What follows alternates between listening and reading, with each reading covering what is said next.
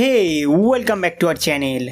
दोस्तों आज की इस वीडियो में हम बात करने वाले हैं how to set sound and vibration, यानी कि इस डिवाइस में touch sound, keypad sound, screen lock unlock sound, touch करने के समय जो वाइब्रेशन होते हैं वो मैनेज कैसे करें। दोस्तों सबसे पहले फ़ोन के सेटिंग्स में जाना है।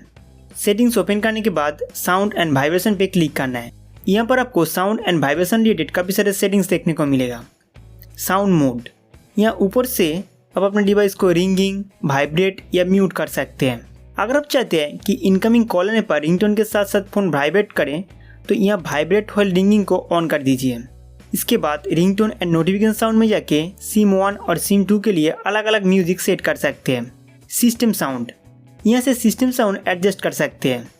इसके बाद सिस्टम साउंड थीम्स में जाके इस टोन को चेंज कर सकते हैं। इसके अलावा अगर आप टच साउंड ऑफ करना चाहते हैं तो टच इंटरेक्शन सेटिंग्स डिजेबल कर दीजिए। इस तरह से फ़ोन डायलर में नंबर डायल करते समय जो साउंड आते हैं, सैमसंग कीबोर्ड से जो साउंड निकलते हैं, चार्जिंग साउंड या स्क्रीन लॉक और अनलॉक साउंड ऑफ कर सकते हैं। सिस्टम वाइब्रेशन, दोस्तों सिस्टम साउंड के साथ साथ आप वाइब्रेशन भी महसूस करते होंगे। यहाँ से आप सिस्टम वाइब्रेशन को कम या ज़्यादा कर सकते हैं। इसके बाद सिस्टम साउंड की तरह touch vibration, phone dialer vibration, keyboard vibration वगैरह ऑफ कर सकते हैं। गाइस इन सभी वाइब्रेशन ऑफ करने का एक फ़ायदा है, इसके वजह से बैटरी बैकअप थोड़ा ज़्यादा मिलेगा। वॉल्यूम सेटिंग से आप रिंगटोन, मीडिया वॉल्यूम, नोटिफिकेशन और सिस्टम साउंड को एडजस्ट कर सकते हैं। अगर किसी भी नोटिफिकेशन साउंड को साइलेंट करना है तो इसका वैल्यू 0 कर दीजिए। अगर आप सिस्टम साउंड ऑन करके रखे हैं तो यहाँ से सिस्टम साउंड को एडजस्ट कर सकते हैं। कॉल वाइब्रेशन, यहाँ पर अलग अलग टाइप का वाइब्रेशन पैटर्न दी गई है। कॉल वाइब्रेशन इंटेंसिटी, यहाँ से वाइब्रेशन लेवल कम या ज़्यादा कर सकते हैं। दोस्तों जब आपके पास इनकमिंग कॉल आएगा आप डिफरेंट टाइप का वाइब्रेशन मोड सेट कर सकते हैं। By default basic call pattern set रहते हैं। इसमें हार्टबीट वाला वाइब्रेशन मेरा फेवरेट है।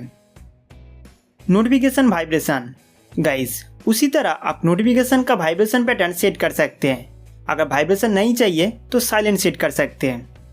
वाइब्रेशन इंटेंसिटी, यहाँ से भी आप call vibration, notification vibration, system vibration और मीडिया वाइब्रेशन एडजस्ट कर पाएंगे। सेपरेट ऐप साउंड, सैमसंग के इस फीचर्स के माध्यम से आप सेम टाइम पे ब्लूटूथ और डिवाइस में 2 अलग अलग सॉन्ग प्ले कर सकते हैं। सबसे पहले इसे टर्न ऑन करना है। नेक्स्ट सिलेक्ट ऐप्स में जाके कोई एक एप्लीकेशन चुन लीजिए।